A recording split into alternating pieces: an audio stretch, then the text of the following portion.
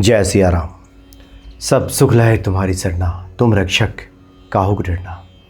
हमारे ही कर्मों की वजह से हमारे जीवन में जो कुछ भी बुरा घटित होने वाला होता है, उसको दूर करने का एक ही उपाय है कि ईश्वर कृपा हो जाए, किसी संत की कृपा हो जाए, तो हमारे साथ जो बुरा घटित होने वाला था वो भी टल जाता है, वो भी मिट जाता है। बाबा नीम करोली जी महाराज के जो भक्त हैं इस बात से भली भांति परिचित हैं कि उनके जीवन में आया हुआ संकट बाबा जी ने स्वयं अपने ऊपर ले लिया और भक्त को संकटों से उबार लिया। बाबा जी ऐसे अलौकिक सिद्ध संत जो सिर्फ लोगों को ईश्वर की भक्ति के प्रति जगाते ही नहीं थे, बल्कि भक्तों के जीवन में अगर कितनी भी बड़ी विपदा आ गई हो, उस विपदा को स्वयं आगे बढ़कर दूर कर दिया करते थे।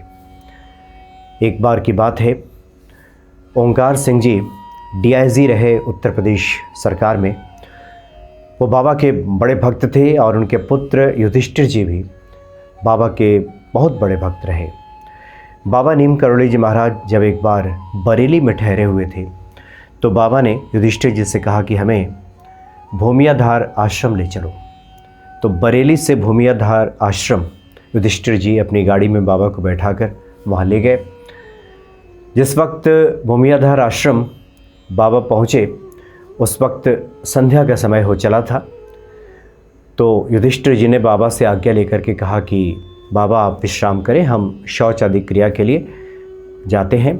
और युधिष्ठिर जी जंगल की तरफ आगे बढ़ गए और ऐसा हुआ कि वापसी के क्रम में, चूँकि घना जंगल था, झाड़ियों में कहीं पैर पड़ा और प्रारब्धवश एक काला नाग ने उन्हें डस लिया।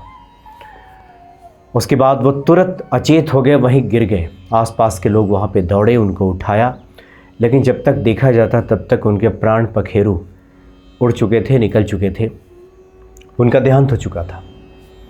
इतनी बड़ी घटना घट गई और युधिष्ठिर जी बाबा के अनन्य भक्त जो लोग वहाँ पे थे उन लोगों ने ओंकार सिंह जी को सूचित किया। उसके बाद रोना धोना शुरू हो गया। बाबा के कानों में भी यह बात पड़ी कि युधिष्ठिर को सांप ने काट लिया है। बाबा भी भागते हुए पहुँचे जंगल की तरफ और जहाँ पे युधिष्ठिर जी नीचे धरती पे पड़े हुए थे और देखा गया कि उनमें कोई जान तो है नहीं, लेकिन बाबा ने जो कंबल ओढ़ा था उस कंबल को बाबा ने उतारा और युधिष्ठिर जी के ऊपर डाल दिया। कुछ ही देर के बाद चमत्कार घटित हुआ। बाबा ने जब कंबल हटाया तो युधिष्ठिर जी का हाथ पकड़ करके खड़ा कर दिया, उठा दिया, कहा कि उठो। वो उठ गए। वो निंदी अवस्था में थे, ऐसा लगा जैसे गहरी नींद से जगे हो। आंखें उनकी पूरी खुली नहीं थी, लेकिन बाबा की आज्ञा पा करके वे उठ खड़े हुए। बाबा ने उनका हाथ पकड़ा और भूमियाधार की तरफ, आश्रम की तरफ आए और वहाँ पे उनकी गाड़ी खड़ी थी। वहीं पे बाबा ने कहा कि गाड़ी में बैठो। वे निंदी अवस्था में ही, अचेता अवस्था में ही गाड़ी में बैठ गए और लगभग वहाँ से 60 किलोमीटर दूर रानी खेत है। बाबा ने कहा कि गाड़ी चलाते रहो और वो रानी खेत गए। बाबा ने वहाँ जा कर के उन्हें खाना खिलाया और उसके बाद रानी खेत से पुनः भूमियाधार वापस युधिष्ठिर जी आए। तब तक बाबा जी के सानिध्य में, बाबा जी के आशीर्वाद से वो पूरी तरह से सचेत हो चुके थे। यानी जो व्यक्ति मृत हो गए हों, ये आश्चर्य में डालने वाली बात है। बहुत ही अचरज भरी बात है कि एक बार अगर कोई व्यक्ति मृत्यु के गाल में समा जाए, उसके बाद से पुनः उसको पुनर्जीवन मिल जाए, ये बाबा नीम करोली जी महाराज की कृपा से ही संभव है। ये चमत्कृत कर देने वाली घटना है। बाबा नीम करोली जी महाराज ने जो प्रारब्धवश जो कुछ भी संकट आया था युधिष्ठिर जी के ऊपर, वो स्वयं अपने ऊपर ले लिया। उसके बाद बात ये आती है कि युधिष्ठिर जी तो फिर अगले दिन वहाँ से बरेली के लिए वापस लौट गए। लेकिन जो भक्त बाबा जी के साथ वहाँ उपस्थित थे उन्होंने बताया कि अगले 3 दिनों तक बाबा ने खुद को कमरे में भीतर बंद कर लिया था।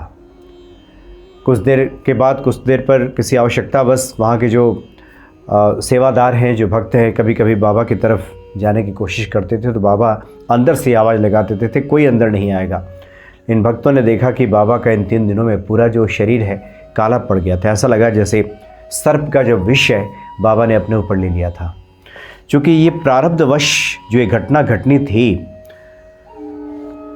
उसको रोकने के लिए बाबा ने स्वयं आगे बढ़ करके इस घटना को खुद के ऊपर घटित करा लिया। ऐसे हैं बाबा नीम करोली जी महाराज। इसलिए जो भी श्री हनुमान जी के भक्त हैं, बाबा नीम करोली जी महाराज के भक्त हैं, ऐसे चमत्कृत कर देने वाली घटनाएं उनके जीवन में घटती हैं। जीवन से बड़ा कोई भी संकट नहीं होता। जब इतना बड़ा संकट बाबा नीम करोली जी महाराज दूर कर सकते हैं तो अन्य जो संकट हैं वो सब तो जीवन के सामने वो कहा जाए कि वो बहुत ही एक तरह से हल्का संकट है। ये कोई इतना बड़ा संकट नहीं है। जीवन का संकट सबसे बड़ा होता है और उसमें जब बाबा नीम करोली जी महाराज किसी को जीवन दान दे सकते हैं तो बाकी चीज़ें तो पूर्ण कर ही देते हैं। बस एक श्रद्धा और विश्वास के साथ अगर कोई श्री हनुमान चालीसा का पाठ करे, हनुमान जी की शरण में रहे तो बाबा नीम करोली जी महाराज प्रसन्न हो जाते हैं। अगली वीडियो में हम बात करेंगे। बहुत से लोग लिख करके भेजते हैं कि जब हम बाबा के आश्रमों में दर्शन के लिए जाएं तो हमें क्या करना चाहिए, क्या एहतियात बरतना चाहिए, क्या सावधानी रखनी चाहिए, या बाबा को प्रसन्न करने के लिए क्या करना चाहिए।